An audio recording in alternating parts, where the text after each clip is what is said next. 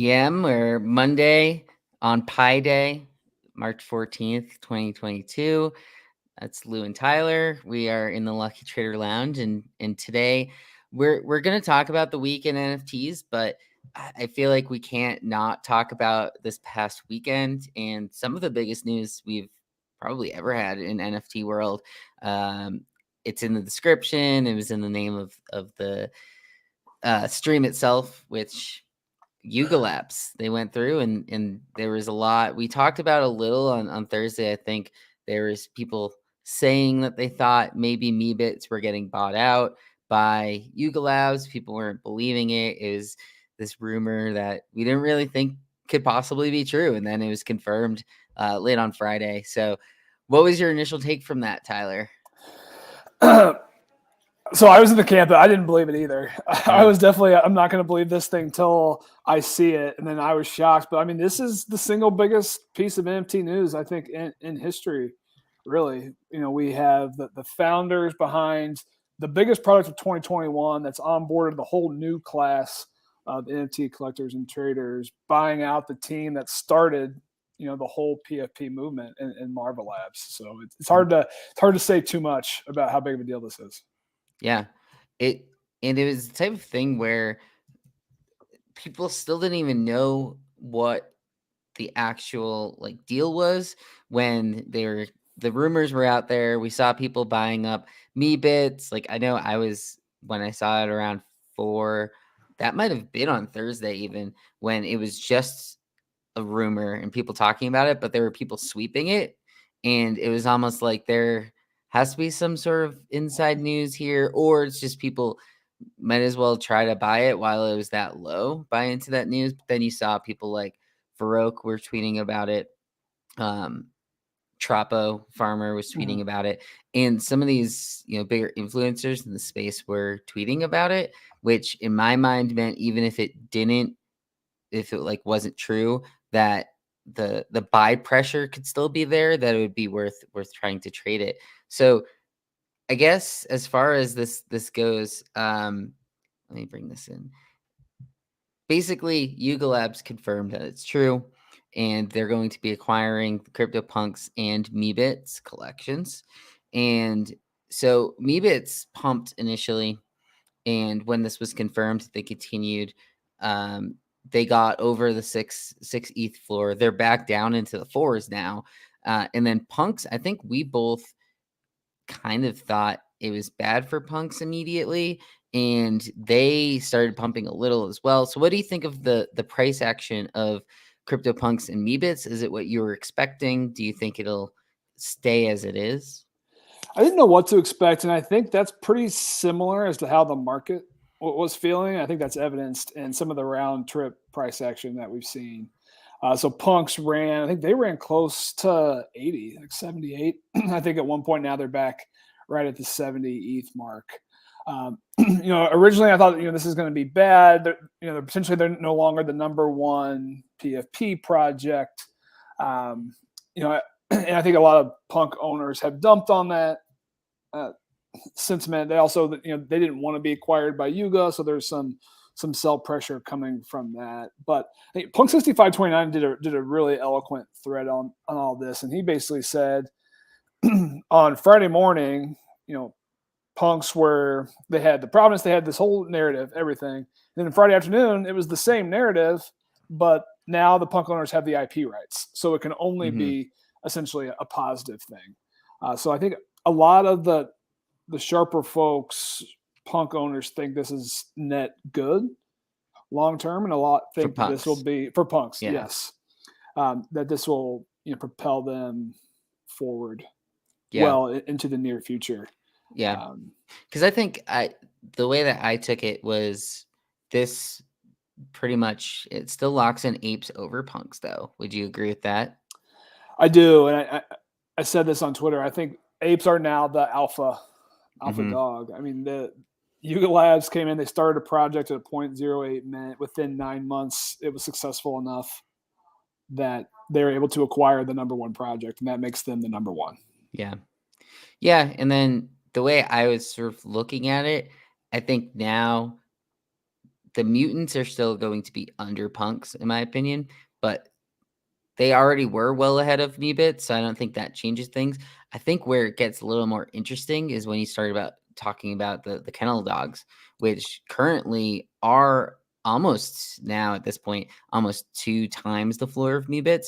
Do you still think that the kennel dogs should be above Meebits, or will this affect those kind of flipping again? I do. So the Yuga team has kind of come out and said that they're going to leave punks alone, right? As I'm like looking through the. intended, so to speak. I'm trying to go through this announcement here. Okay, we're not in a rush to do anything but give people commercial rights, see what they build. I think that's a little bit more targeted at punks than Meebits. But it brings the whole question. So all punk owners, they don't want the utility. They want the provenance. That's the whole point of CryptoPunks and the the counterculture narrative, all of that. Well, if Yuga's not going to drive utility specifically for Meebits, then why should the value go up? Yeah. Right. Like the reason that people believe in Yuga and all the Bored Ape projects is because Yuga is driving them. They have roadmaps. They're driving utility to owners, both in real life and through NFT airdrops, through plans for their token, all of this. If Meebits and punks aren't benefiting from that, then why should their price change? Yeah. So I'm a bit on the fence. I think it's a little early to have a full stance on it. My theory is, in Ari Superstar talked about this a little earlier in chat, where he was talking about the potential of having a show for derivative projects. My thought is, now that Yuga combine the two, maybe Yuga makes their own somewhat derivative that not replaces Meebits, but it's more of like the Yuga stamp of approval that's combining the punks and apes into one. So I could see that being as sort of their next version of maybe not an airdrop, maybe it's a mint, but I mean, in my opinion, like, is this just complete Meebits are done from here? Like, why are you people even going to want about, like, they were the ones that initially pumped on this news, and now I feel like as people started thinking about it, they're like, oh, actually, I guess it doesn't really move them ahead of the pieces that are under apes, the pieces that are under punks. Like, they're still far behind in that way. And I agree with that, but I guess this is still a positive. So I mean, the Larva Labs team, was clearly not going to do anything with punks and Meebits, right? That was their whole MO. It seems like Yuga is going to let the dust settle, but I think people expect that they will eventually do something with them. So they're more valuable today than they were yesterday, essentially, or they're more valuable today than they were Friday, ahead of this news. And we've seen that, the price was it was around 3 ETH. It's still, well, although it's come down from the peak mania, it's still in mid fours. I think there's some FOMO buyers who are probably going to panic sell, and then the dust will settle, and I think we'll probably start to see some slow marching upwards would be my best guess. Yeah. So I think that was like over the weekend. That's pretty much what everyone was talking about. We saw the ape floor rise 25 ETH or however much it went. Basically, this seems to be what happens whenever Bored Apes start falling in prices. They come out with some sort of news that pumps it back up. So the other piece of it was they had this tweet that asked for people to KYC. So they just call it something is brewing.xyz. And this came out before the news on Larva Labs.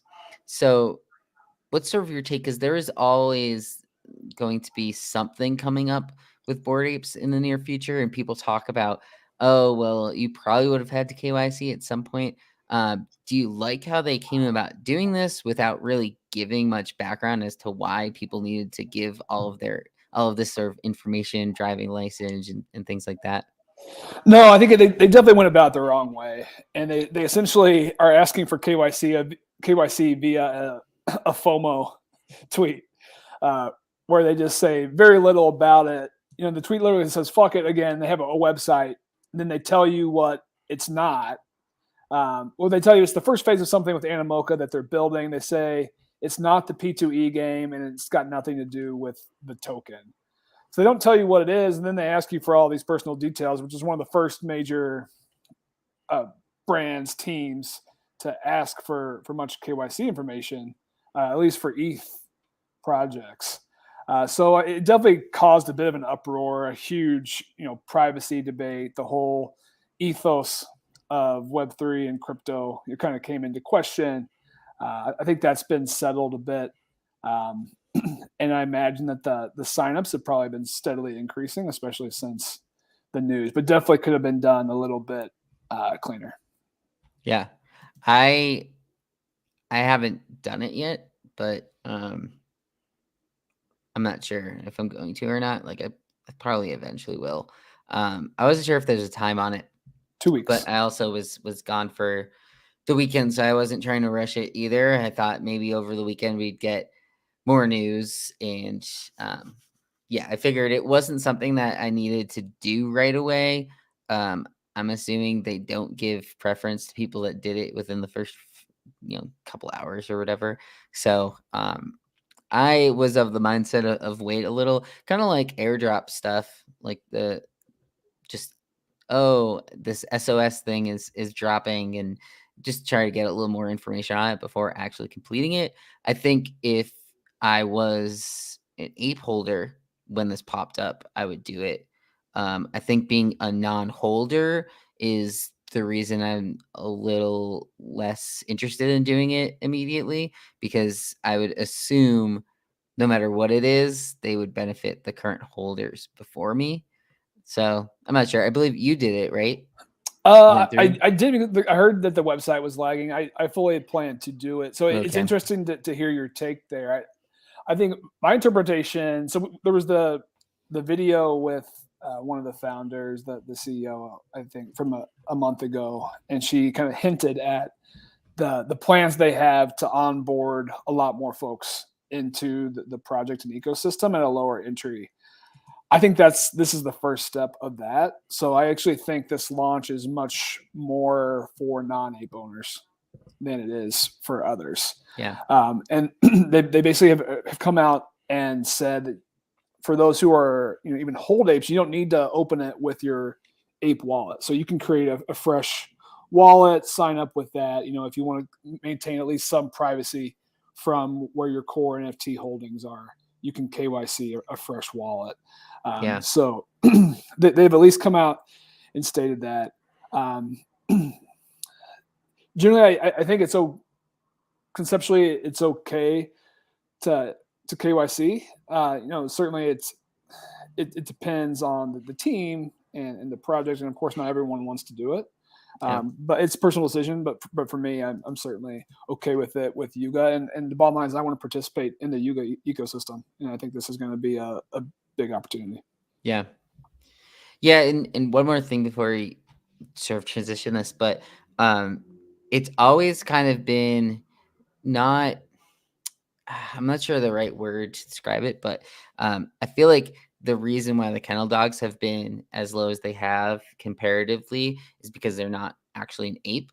So, I wonder if people buying into Meebits really feel part of the ecosystem right now, or if they're, I mean, in the past weekend they were doing it trying to flip for a few ETH, but I wonder if buying a Meebit you didn't feel like the ecosystem. So I'm interested to see what they're going to do to sort of give that value back to people that hold Meebits. Maybe when the ape coin comes out or something like that, if they still end up doing that. But that's going to be, I think, the next driver for something like Meebits.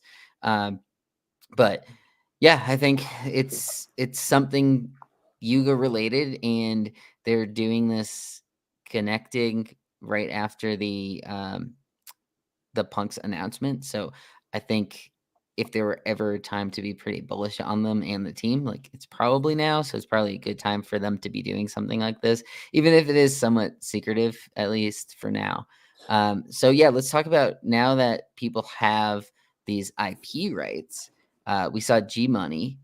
He's now trying to use that leverage. And this comes from the GM420 Labs.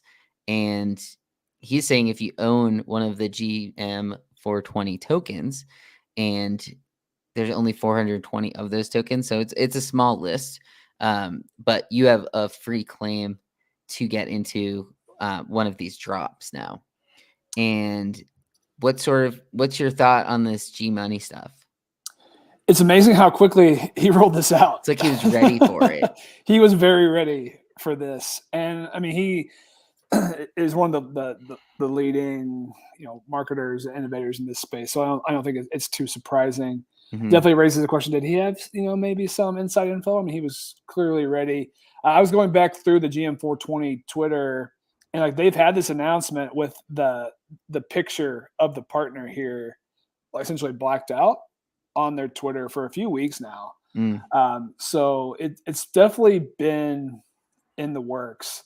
But it's definitely But I don't exciting. necessarily think that that's collusion either, because I feel like that could have been his image the whole time, and now he's just officially licensing it versus it was his own property kind of thing.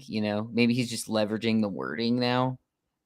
Yeah, I mean, that's a great point, right? I mean, it could have just been a collab with him. Yeah.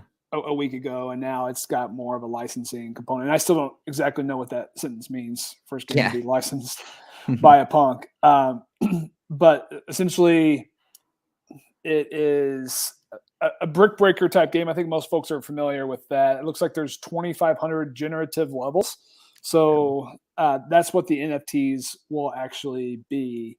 And as you mentioned, if you own one of the 420 tokens, you'll get a free spot. I went over to their page. Looks like they have a 0.75 floor here. So certainly some decent demand with 120 ETH traded. Yeah. So I'll be interested to see how this goes. Is this going to be historical? it might be, first punk licensed NFT here. We'll see if this one people goes down. in NFTs use the phrase "first" of something very loosely. So, I mean, if you, like you said, if you word it correctly, and probably that sentence is correct, but like you said, what does that sentence even fully mean? And it raises the question, what are punk owners going to do with their IP? But if there are folks who can use theirs and drive value, I'd put G Money at the top of the list. Yeah. So I think certainly his collab with this project is going to drive a lot more market interest. And I could see it being a pretty heavily anticipated mint here this evening. And is this project connected to Lux Labs at all? Look like Seed? This one is not. It's GM420 Labs. Okay, similar sounding, but not the same. The new trend of putting labs, is the second word in your in your NFT or Web3 company name. Yeah, but they've been around for a bit, and this is one of their next drops. Look Labs did the 420 game that Beanie was also tied into. They did their Bud mint yesterday. Yeah, so they're also kind of in the conversation right now as well. Yeah, and then that end game stuff is going to be coming out soon as well. So yeah, and on this G Money stuff, so you think we're going to see a lot of these other punk holders come out and try to be doing some licensing now? Have they sort of been waiting and hoping for this? Like I'm not sure. Like I'm not in the circle of how these heavy punks owners. I'm not sure how many of them actually wanted this licensing ability or not. It's certainly like 1% or less, right? But I do think some of the savvier operators, holders will be able to do it successfully. And we've seen some cool instances of it, right? So like the Doodles coffee head owners, like trying to use that IP or NFT to help launch a coffee brand. Some of the Bored Ape yacht club owners trying to launch breweries or similar with their IP. So there's ways to do it that aren't like super intensive, right? And I think we'll likely see more of that, but it's going to take some time because I don't know that that many people have been actively planning it. So to speak. Yeah. Cool. So yeah, I think this one you said is minting out tonight. So Yeah, hopefully, like we'll have more info on it coming up. Assuming that it sells out and mints out is successful in that way, which I think with G Money, something of his following, probably likely that it will mint out. Yeah, certainly it's gonna be price Low dependent. supply. Yeah. We're expecting the details later today, but he's been getting more into the game. So internet game Yeah. token, he was tied into. So clearly he sees this as a newer trend that's worth backing. And I think the internet games had a fairly cult following, and folks are super tied into that. So I expect this one will be heavily demanded as well. Yeah. Yeah. So this will be one we'll plan on watching it. Obviously from our Lucky Trader news account, we'll probably tweet out if it is successful and mints out. And we'll be then adding it to the site and whatnot. So I guess while you're on this page, like let's just quickly mention that Tyler does write an article that's similar to this show of talking of what's coming up on the week, NFT Weekly, and what these drops are that are planned, if there's roadmap updates, and just in general what's going on in the market going into the week. So the other pieces on here that you had mentioned is this NFTU. So this is one that Dave Portnoy from obviously he's got some big brands and influence as the Stool Presidente, Barstool Sports for those that might not know who he is, and he's been talking about this NFTU. So let's dig into NFTU a little bit. Sure. He did tweet at Gary V in this, and that would be an interesting collab, the two of them grouping together. But yeah, let's talk about NFTU a little bit. Yeah, so I mean, in a lot of ways, it's college basketball version of NBA Top Shot. It's powered by Recur. So if folks are familiar, Recur did essentially like a pass drop. I want to say back in December, and then this is one of the first use cases of utility for Recur pass holders. So if we scroll down the page a little bit, we can see kind of how it's set up. So they're going to do weekly drops. They're similar to, they call them cases. It's similar to packs. They've got different tiers: common, premium, rare, ultra rare.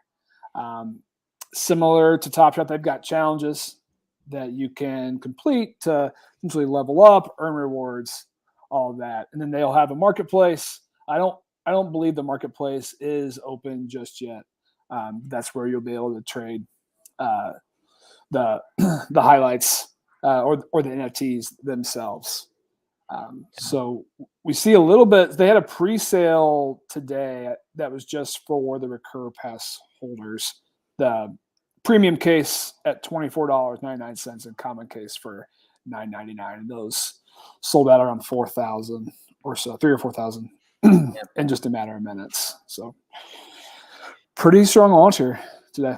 Yeah, this one's interesting because I know when it comes to like licensing with NCAA and just college in general is usually a little more difficult than some of the other stuff. Obviously they show that above was Ja Morant, who's one of the more widely known, I guess, college players. And you could use his name because he's now in the NBA. And they've changed a lot recently in college sports. So it's interesting. I wasn't expecting this to be something that came out, at least like this year, but it's a good timing for it as March Madness starts basically this week. Is the actual tournament starting? So it's good as far as timing goes. It'll be interesting to see how it plays out and what the type of marketplace is for it. From people I've been talking to, they sort of aren't really that for it. I think just the fact that a lot of these players it's a much shorter shelf life for college. At most they have 4 years of moments. So maybe, I mean, supply wise, maybe that's good. Constantly rotating, but it'll be cool. I think having the challenges seems to be important. On a lot of these. That's been what's held Top Shot up a lot along the way, and we've noticed it with a lot of these other projects. So this first drop is going to happen tomorrow. That first official public drop. Yep, exactly. So the premium cases, which those have 5 NFTs each, they're dropping at 11 a.m. Eastern tomorrow. And then the common cases have 3 NFTs in those. So to give folks a sense of supplies, supply is one of the biggest drawbacks to NBA Top Shot, right? Just the ever increasing. It looks like, at least for the premiums, they're going to do 46,000 over 8 weeks. So that's about 230,000 NFTs or so on the premium side. And then common, I want to say they're going to do like 90,000. So I think there's going to be around 500,000 or 600,000 NFTs, which sounds like a lot, but that's significantly less than the Top Shot Eco. Yeah, right? I think the first all day had 300,000 or something in their first public drop. So, well, I don't know if it was technically considered. It might have still been in a public beta or something, but yeah. So, is this the type of thing that you think is going to bring in a different audience? Is it going to be mostly participated by people who, even if they were just on only Top Shot before, not NFTs at all? Yeah, I'm interested in that, right? And so the Portnoy tweet went out. He's clearly touting this, and his message here is, I basically missed NBA Top Shot.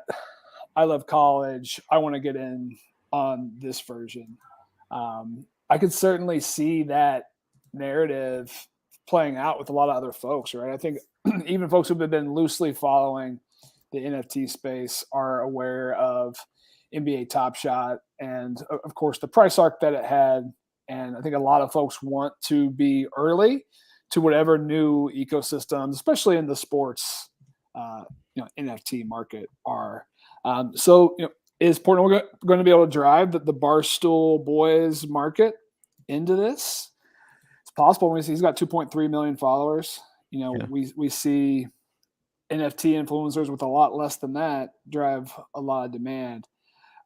With that being said, I still feel like at least the buyers today are NFT native, right? It's folks who knew about Recur, had the Recur passes. I think folks who are just loosely following the NFT space don't have any idea what that is, right? Yeah. But with the public sale tomorrow, we'll have our real first true test. And I mean, the price point is right, at least, right? It's about as low of an entry as you could get in US dollar terms, with $25 and $10. So it's set up to bring in a bit of a new market. We'll see if it actually does. Yeah. Yeah, I think it'll be good, and especially with his type of audience. I could see like he's going to continue to push it, and the amount of these cases that they're going to be selling is low enough that I guarantee like they'll at least sell out. It'll be good to see how many people line up for it, to show a little bit of that demand. And if and when the marketplace comes up, if that is this week, I think just watching it in general and seeing, people compare it to the Top Shot markets and just in general, based on supply counts and rarity stuff. So it'll be good to see how this sort of plays out, and something that I plan to be watching and seeing. Might try to participate tomorrow because why not? Do we have to sign up? Probably have to sign up beforehand, but do you have to do like KYC or anything?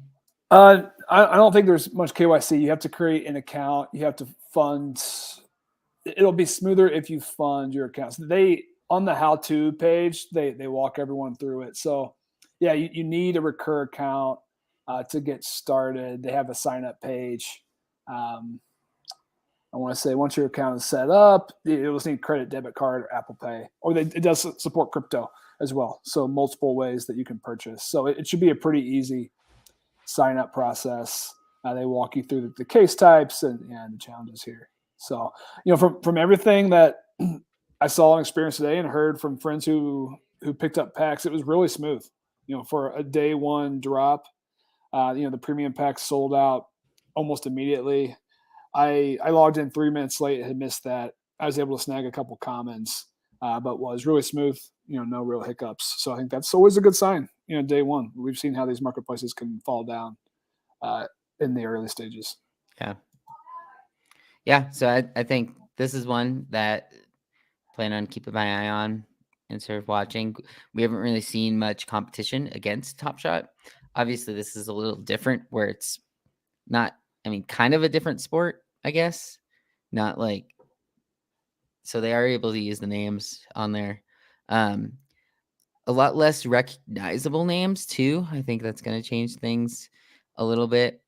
I know a lot of people that might watch the March Madness tournament probably don't know any of the players until they get into the later rounds anyway. Or if like one guy goes off, like the Steph Curry year, like going into the tournament, I'm sure a lot of people didn't even know what his name was, but then they go on a big run led by him. Then all of a sudden they do know. So, yeah, like Drew Smith, who you have on the screen now. Mm-hmm. That's it. It doesn't show a play. This is just the this is picture the version. highlight, as far as I understand. And I haven't played around a ton with this. If there's a way to launch a highlight, I'm not quite seeing it. Yeah, I think the description there was two versions. Okay. I'm not sure if that's only the premium ones. It might be. I think there was two versions of these. I'm not sure. Are they calling them moments? I bet they aren't allowed to, huh? I think they're. I don't know exactly what word they are using. In fact, I've just been calling them NFTs so far. Obviously, this is my first pack. I got Robert Woodard, Bryce Alford, and Drew Smith. So they've got a bit of a historical players in there as well. Oh, okay. So it does go back in time. It's not like the NFL All Day where they're doing just the week before.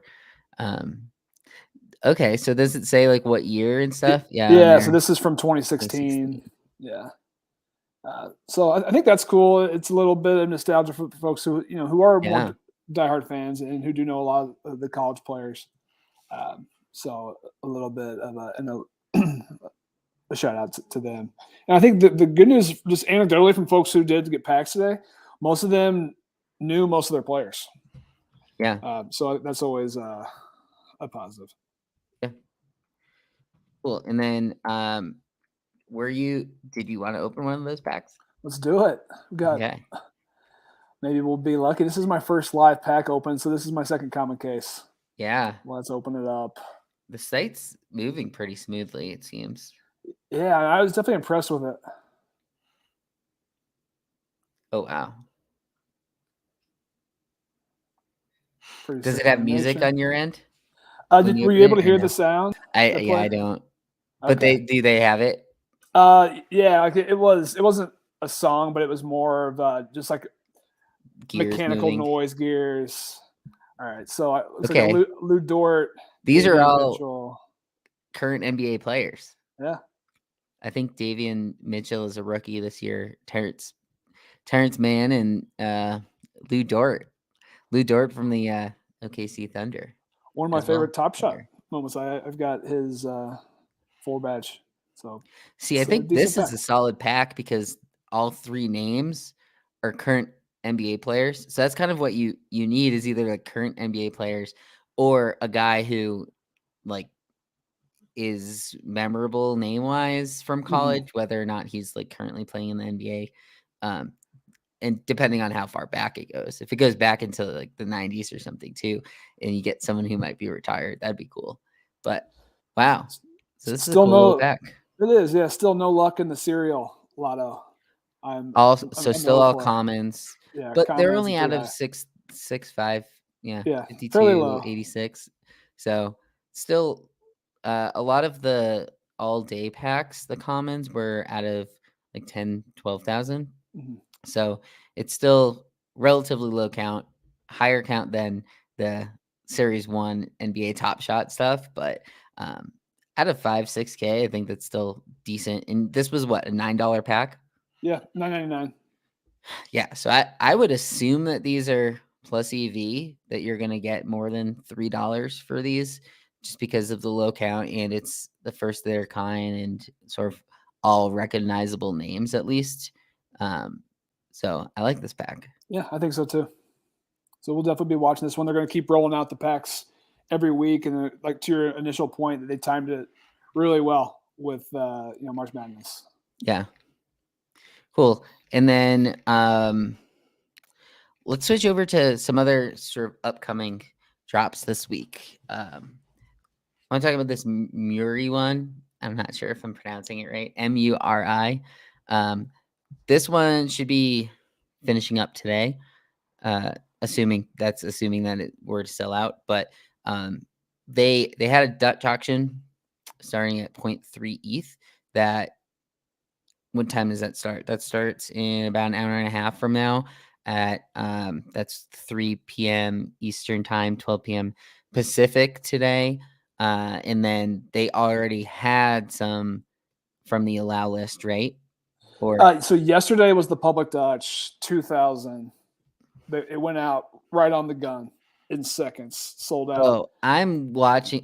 The problem is the way that They wrote the dates they wrote the backwards. dates. Yeah. I see March 12th, but Right. it's the 13th of March. Okay. 14th and the 15th, yeah. So yesterday was this Dutch that started with the 0.3, and that's already complete.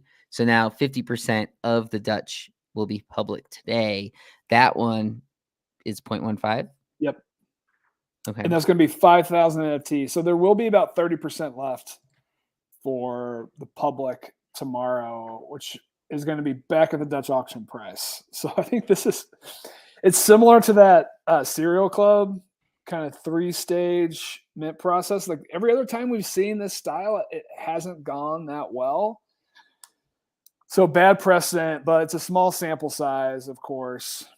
This is a brand new project, but it is interesting that it's going to be 0.3, 0.15, and then 0.3 again. Okay. Essentially will be the price structure here. We can talk a little bit about the projects. I'll pull up their website, and we showed their Twitter a little bit. It's anime. To me, it gives off a lot of the Azuki vibes. It feels fairly similar. I was looking through their roadmap a bit. So the very first and foremost part of their roadmap is to launch a token, and it says in Q1. So we've got about 2 weeks left. Yeah. So they're going to launch a token. You can use it within the ecosystem to purchase physical pieces, some in-game currencies, and then they've got some additional anime lore that's going to come out. Apparently, they're going to release a larger roadmap at that time as well. They've got some physical toys and a fashion line as well. So that's a bit of the roadmap. The team is interesting. So there's folks from House. House is an established team a bit, and they've got some fairly heavy hitters. So they've got ex-Apple. They've got current Amazon Web Services tied in. Some of these artists that are tied in, I think, have experience with Disney. Yeah, Disney Cartoon Network here on some of these. So not just a totally a non-team. They've got some real world experience tied in. And I think that's probably what drove some of the secondary action. So have to be paying attention to this. 1,000 ETH traded in the first 24 hours, with only 20% of the supply out.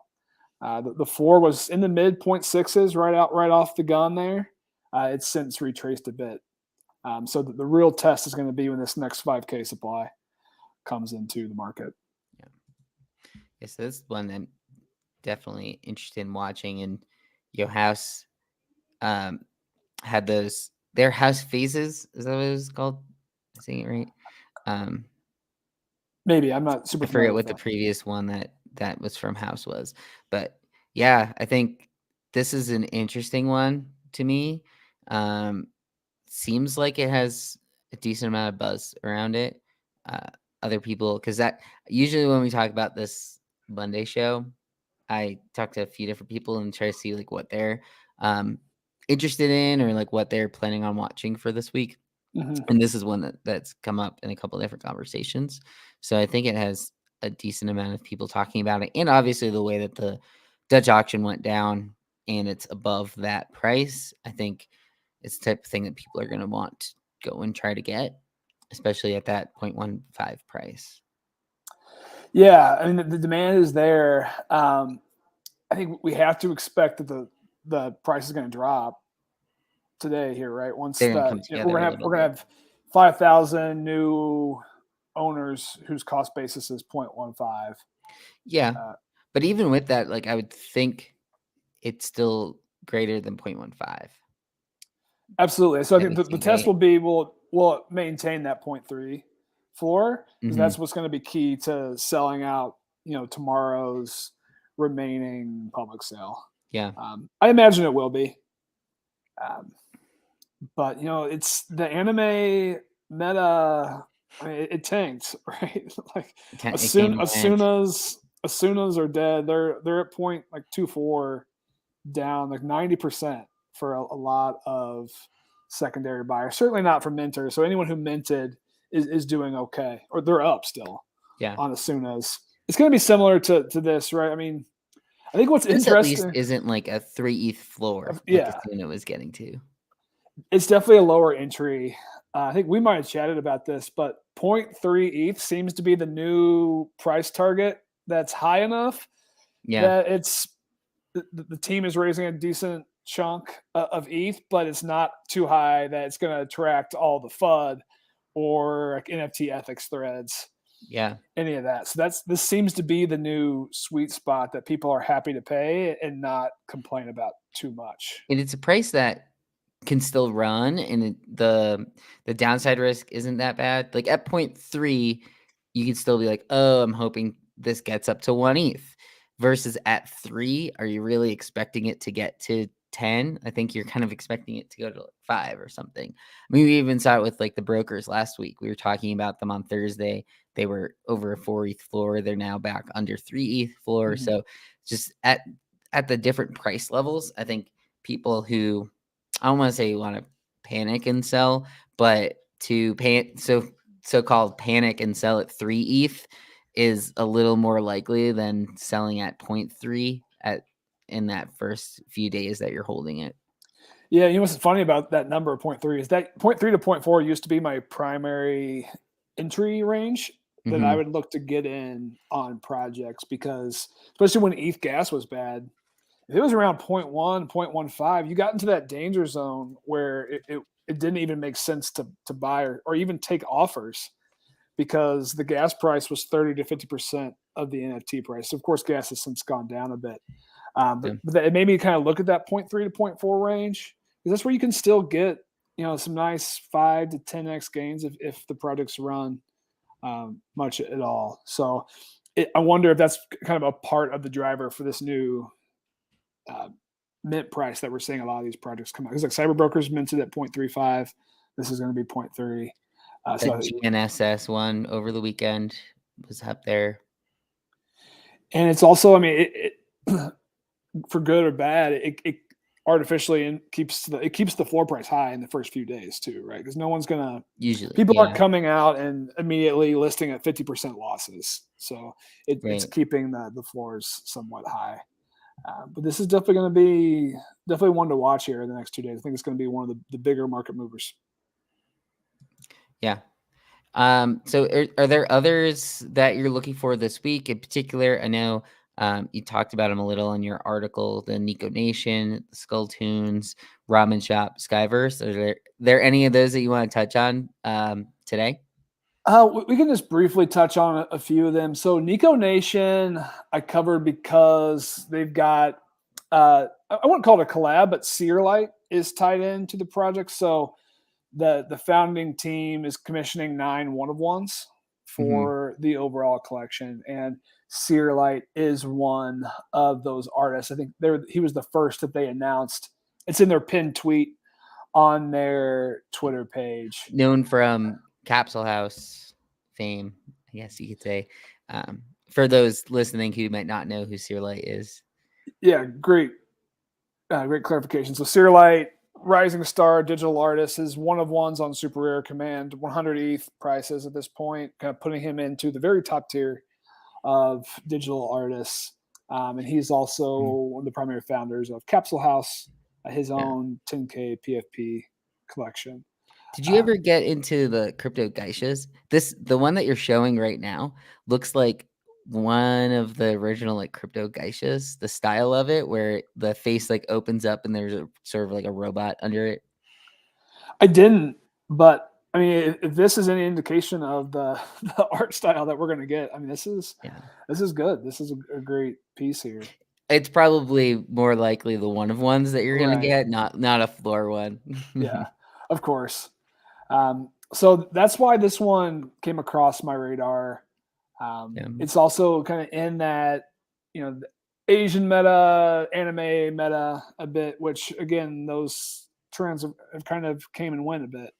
But So I think people still like that art style. of course, and there's a reason it became so popular. Even just briefly to begin with. So that one is one that certainly I'll be watching here this week.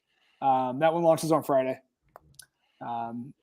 So then the last section of the weekly preview is products that I haven't really done a huge dive on, but they have really big followings. And typically in the past, those are at least indicators of early success, but sometimes can also lead to huge disasters and sell-offs too. But the School Tunes is first on the list. They're launching on the 19th. It's 3D skull art. You can get an idea of the style. It's a little bit of that Deadheads kind of look to them, but all skulls, it seems like. All skulls. It's from this artist, Teodoru. He's gonna all over their project page. I think the bet on this product is a bet on him as an artist, and it has a good message. It's essentially using skull art to bring about positive emotions, which I thought was interesting. But 112,000 followers, right? It's a huge number. Yeah. So can definitely expect some real demand on this one. I want to say the mints might only be whitelist though. So that means it'll just be secondary.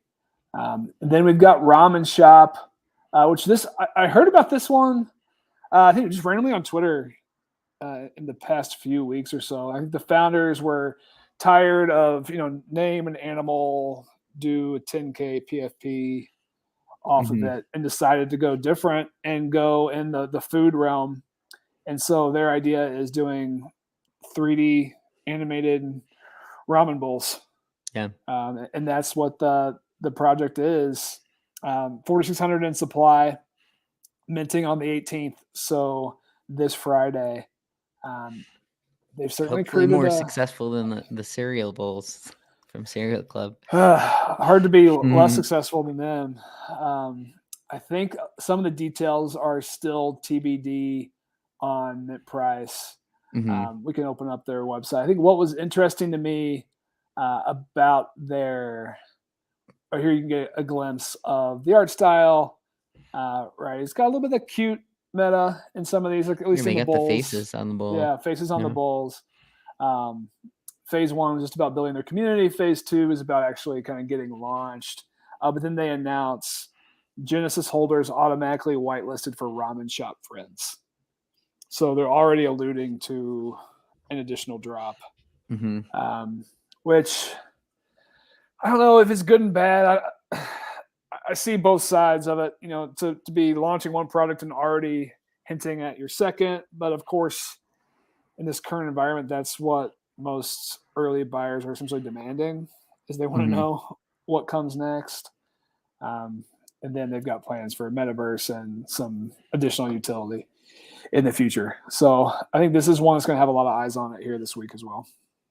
Yeah, that'll be an interesting one to see. I know that back to RA Superstar's comment from earlier, mentioning the noodles.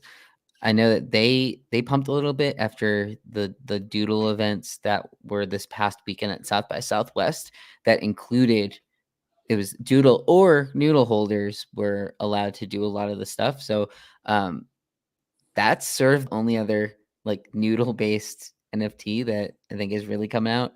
But that's a completely different style than this. Like that's a very basic art style. This only 4,600 probably helps it as well. And then obviously it's got that more like the 3D style to it, and seems like they're gonna try to make it metaverse ready as well. Yeah, I mean, ultimately, if the team drives enough utility, it doesn't matter that much what the fundamental NFT art looks like. But I think the Yeah. risk or the drawback is like, is someone going to use this ramen bowl as their PFP? I guess they Yeah. didn't want to be a normal PFP project, and they've got that. A lot of them look kind of the same too Yeah, in what they're showing us right here. So I'm not sure if that's going to be a good thing or a bad thing. I think it'll depend. It still is a small count, so it might be one that demands a little more on the utility side because of hmm that. but to kind of, it seems like they've taken that into consideration, and Yeah. there's the plans in the roadmap are full of utility. So Hmm. it's Cool. definitely a new style to watch Yeah. and see if they are able to pull it off. And then we're going to start a new food meta where we see a lot Yeah, we gotta more. get the sandwiches project out there. I've been talking sandwiches for a whole year, it feels like. There's no sandwich projects yet. It's shocking. We had the hot dogs last week on. Yeah. There's been like the cereal club. Like there's been some of them here hit or miss. I think the whole idea, as you mentioned, with it being PFP, like food doesn't really work as well on that. Like, what are you going to have a salad as a PFP? Probably not. So maybe that's where people have shied away from it in the past. Probably. And it's, we keep comparing them to PFPs. Maybe this is just a new class Yeah, or a yeah. sector of NFT projects, and we What shouldn't we think about what it we that way. need is like Chipotle comes out with an NFT, and it's a Chipotle bowl is the NFT, but that the utility is like 25 or however many 10% off Chipotle bowls for as long as you hold the NFT or something like that. That's where I think some of these are going to more so go down. Um, like beer, I think beer is probably gonna uh Untapped. I thought of that in my head before I even like said it, but Untapped, like no pun intended, but that type of market um is I think where a lot of people want the utility, but it just isn't there yet. But we'll get there. I think we'll absolutely see that type of brand crossover in NFTs probably within the next year, Yeah. year to Because two even the years. Pyland ones, those were still designed as being like a profile picture. It still like had a face that was up high. This is more like they just drew a little face on it, but it's mostly about the bowl and what's inside of it. Right. So we'll see how the market likes it. Yeah. And then we could touch on the Skyverse one. I sort of like the last one for this week. This is another one with a decent following. Um, Sure. and I might have yeah. taken I might have lost my Twitter link for this one. Oh, that's Um, fine. Yeah. Originally, I thought they were going to drop it this week. I think they may have pushed the date out. It's still Okay. TBD. They're going to announce it a week before. Um, Hmm. but it's a metaverse project, 5,000 unique floating islands. They are going to come out of the gate with their own token, the Sky Yeah. token.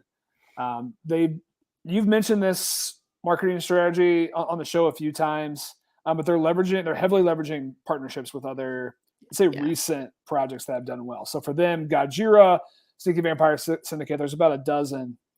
They've got a fairly extensive white paper. I was skimming through it here this morning. I mean, there's probably 20 different pages outlining different aspects of the project and their plans. I think one part that is cool, 95% of the sales proceeds are locked in the Sky Vault Yeah. for future development, which I always like that as an aspect.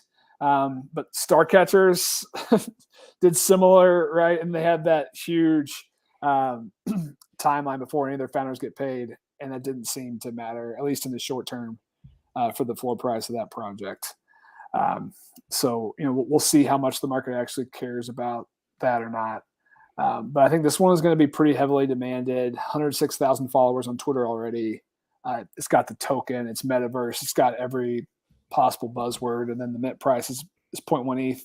Oh, it's also 100% allow list. So right there, they've got the demand covered. So it'll be secondary for most folks. Yeah, it seems like they're going with that NFT world model as well, and but maybe more towards like World Wide Web, I guess, where it's more like they're grouping with these other projects, and it's sort of a land project, but it doesn't sound like they're doing this through Minecraft, which is what the NFT world was really leveraging. But what I've learned, and this is sort of not really an inside joke in one of the Discords I'm at, but people love land.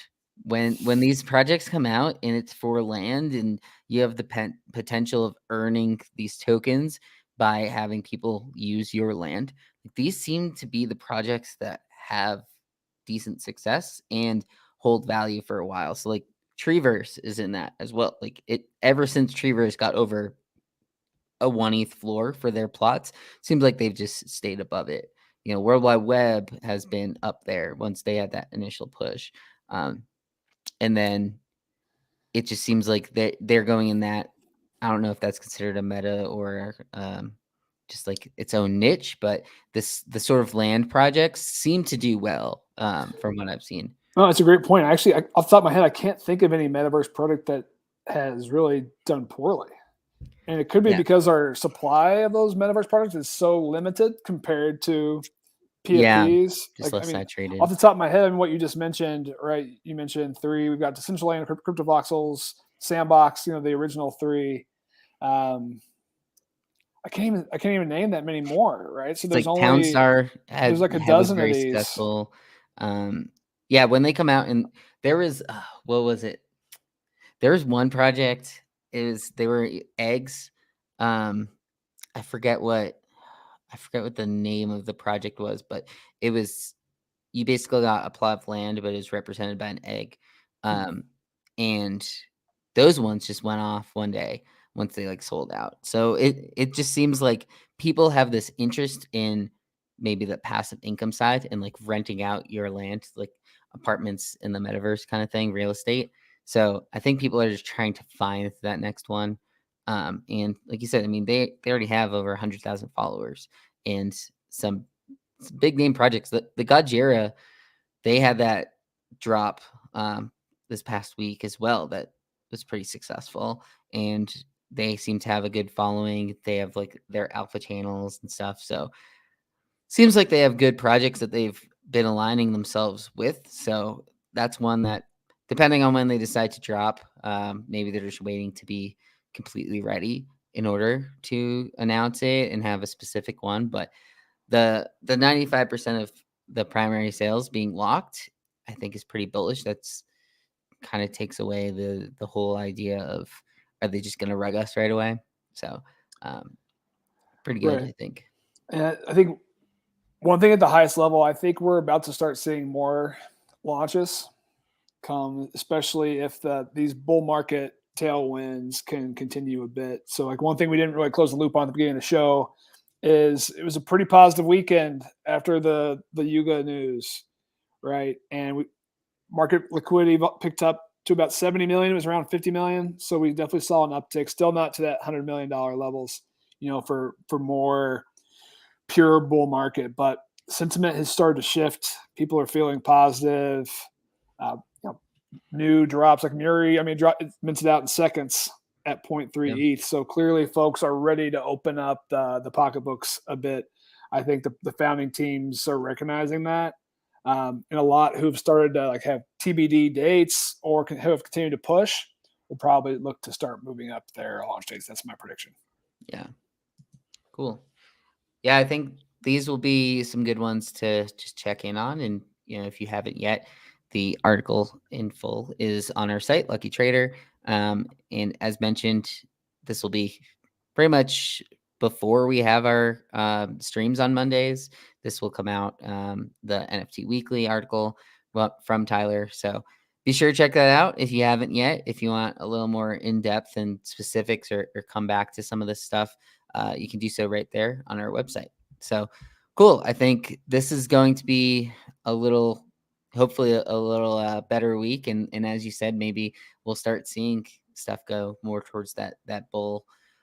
After the South by Southwest, I think there's probably a lot of things that we haven't heard about that happened there over the past weekend and through this week that maybe we'll learn a little more tidbits on stuff that's coming out from these projects. So hopefully that's something that we'll be able to talk about on Thursday. So as the reminder, we'll be back on Thursday at 4 p.m. Eastern time. Me and Tyler will talk about hopefully some of these things that succeeded that we talked about already today, and more. So thanks for watching. We'll see you guys on Thursday.